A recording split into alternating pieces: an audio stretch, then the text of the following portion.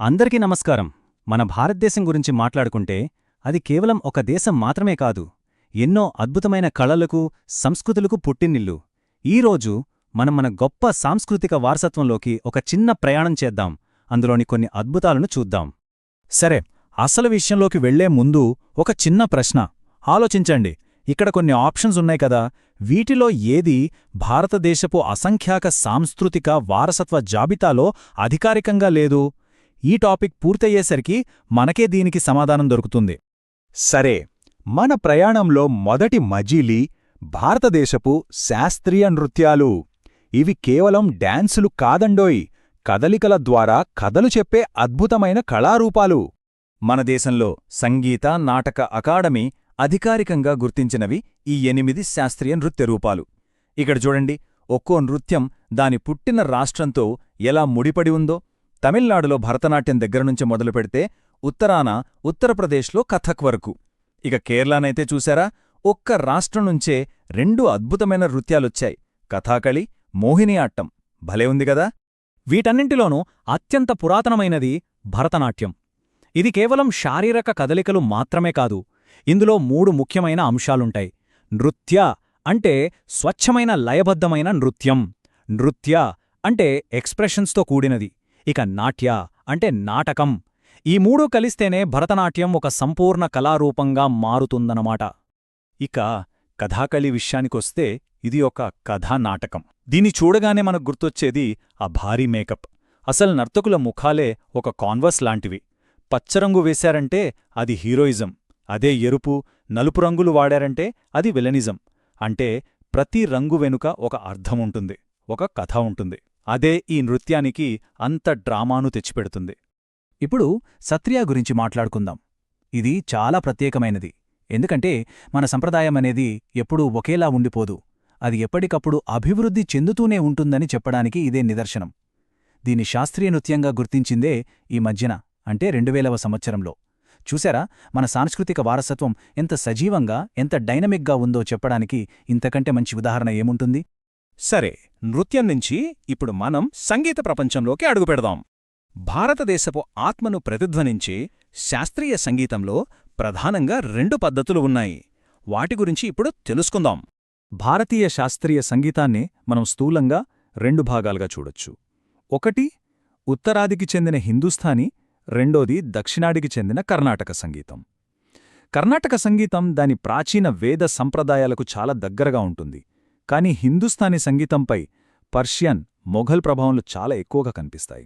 అందుకే కర్ణాటక సంగీతంలో ఒక ఖచ్చితమైన నిర్మాణం, ఒక పద్ధతి ఉంటే, హిందూస్థానీలో ఇంప్రొవైజేషన్కి, అంటే మనోధర్మానికి ఎక్కువ స్కోప్ ఉంటుంది. కర్ణాటక సంగీతం అనగానే మనకు ప్రధానంగా గుర్తురావాల్సిన వాయిద్యాలు ఇవి: శ్రావ్యమైన రాగాలను పలికించే వీణ, సంగీతానికి ప్రాణం పోసే లయబద్ధమైన మృదంగం, ఘటం, వయోలిన్. ఇవన్నీ కర్ణాటక సంగీత సంప్రదాయానికి ఆయువుపట్టులాంటివి. ఇక హిందుస్థానీ సంగీతం వైపు వస్తే సితార్, మధురమైన ధ్వని, తబలా, లయబద్ధమైన దరువులు మనకు వెంటనే గుర్తొస్తాయిగదా. వీటితో పాటు సరోద్, బాన్సురీ, సంతూర్, ఈ వాయిద్యాలు కేవలం మన దేశంలోనే కాదు, ప్రపంచవ్యాప్తంగా నార్త్ ఇండియన్ మ్యూజిక్ ఒక ప్రత్యేక గుర్తింపును తెచ్చిపెట్టాయి. అయితే ఈ గొప్ప నృత్య, సంగీత సంప్రదాయాలు కేవలం మన దేశానికే పరిమితం కాలేదు. ఇప్పుడివి ప్రపంచ వారసత్వంలో భాగమయ్యాయి. యునెస్కో లాంటి అంతర్జాతీయ సంస్థలు మన వారసత్వాన్ని ఎలా గుర్తిస్తున్నాయో, ఎలా గౌరవిస్తున్నాయో ఇప్పుడు చూద్దాం. ఈ టైంలైన్ చూస్తే యునెస్కో జాబితాలో భారతదేశం స్థానం ఎలా పెరుగుతూ వస్తోందో మనకర్థమవుతోంది. ఇక్కడున్న వైవిధ్యం గమనించండి. ఒకవైపు 1000 ఏళ్ల నాటి వేదమంత్రాలు, మరోవైపు కుంభమేళా లాంటి అతిపెద్ద పండుగలు, ఆ తర్వాత యోగా, జానపద నృత్యాలు, రీసెంట్గా గుజరాత్ గర్బా కూడా. ఇవన్నీ మన వారసత్వంలోని భాగాలే. సరే, నృత్యం, సంగీతం తర్వాత ఇప్పుడు ఇంకో రంగుల ప్రపంచంలోకి వెళ్దాం. అదే మన చిత్రలేఖనం. మన చరిత్ర, పురాణాలను రంగుల క్యాన్వాస్పై మన కళాకారులు ఎలా ఆవిష్కరించారో ఇప్పుడు చూద్దాం. భారతీయ చిత్రలేఖనంలో కూడా చాలా రీతులున్నాయి. ఈ పట్టిక చూడండి, ప్రధానమైన కొన్నింటి మధ్య తేడాలు మనకు స్పష్టంగా కనిపిస్తాయి. మొఘల్ పెయింటింగ్స్ ఎక్కువగా ఆస్థాన జీవితాన్ని, వాస్తవికతను చూపిస్తే, రాజ్పుత్ చిత్రలేఖనం హిందూ ఇతిహాసాలు, భక్తి నుంచి ప్రేరణ పొందింది. అలాగే బీహార్కి చెందిన మధుబని లాంటి జానపద కళలు చూడండి, వాటి రేఖాగణిత నమూనాలతో ఎంత భిన్నంగా, ఎంత ప్రత్యేకంగా ఉన్నాయో కదా. రాజ్పూత్ చిత్రలేఖన శైలికి ఒక అద్భుతమైన ఉదాహరణ ఈ బనీథనీ పెయింటింగ్.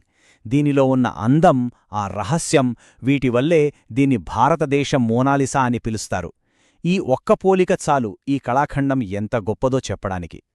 ఓకే, ఇప్పటిదాకా మనం ఎన్నో అద్భుతమైన విషయాలు తెలుసుకున్నాం కదా. ఇప్పుడు పరీక్షల కోసం లేదా గుర్తుంచుకోవడం కోసం అన్నింటిలోనూ అత్యంత ముఖ్యమైన కొన్ని పాయింట్స్ని ఒకసారి రివైజ్ చేసుకుందాం. మన ప్రయాణంలోని ముఖ్యాంశాలు ఇవే. ఒకసారి చూద్దాం. ఫస్ట్, ఆ 8 శాస్త్రీయ నృత్యాలు. అవి ఏ రాష్ట్రానికి చెందినవో గుర్తుంచుకోవాలి. సెకండ్, సత్రియాను ఈ జాబితాలో లేటెస్ట్గా చేర్చారని గుర్తుపెట్టుకోండి. థర్డ్, యునెస్కో జాబితాలోని యోగా, కుంభమేళా, గర్భ వంటి ముఖ్యమైన వాటిని మర్చిపోవద్దు. ఫోర్త్, హిందుస్థానీ అంటే సితార్, కర్ణాటక అంటే వీణ అని గుర్తుంచుకోండి. ఫిఫ్త్, మధుబని అంటే బీహార్ అని, పెయింటింగ్ స్టైల్స్ని ప్రాంతాలతో లింక్ చేయండి. చివరిగా సిక్స్త్ పాయింట్, భారతదేశ మోనాలిసా అంటే బనీథనీ. అంతే. మనం మొదట్లో ఒక ప్రశ్నతో ఈ ప్రయాణం ప్రారంభించాం కదా. ఇప్పుడు చూస్తే ఈ జాబితాలనేవి ఎప్పుడూ ఒకేలా ఉండవని మనకు అర్థమైంది. సత్రియలాగా కొత్త కళారూపాలు వచ్చి చేరుతూనే ఉంటాయి. ఇది మనల్ని మరో ఆసక్తికరమైన ప్రశ్నకు తీసుకొస్తుంది. మరి భవిష్యత్తులో ఈరోజు మనం చూస్తున్న ఏ ఆధునిక కళారూపం ఇలాంటి శాస్త్రీయ సంపదగా మారే అవకాశముంది? ఒక్కసారి ఆలోచించండి. ధన్యవాదాలు.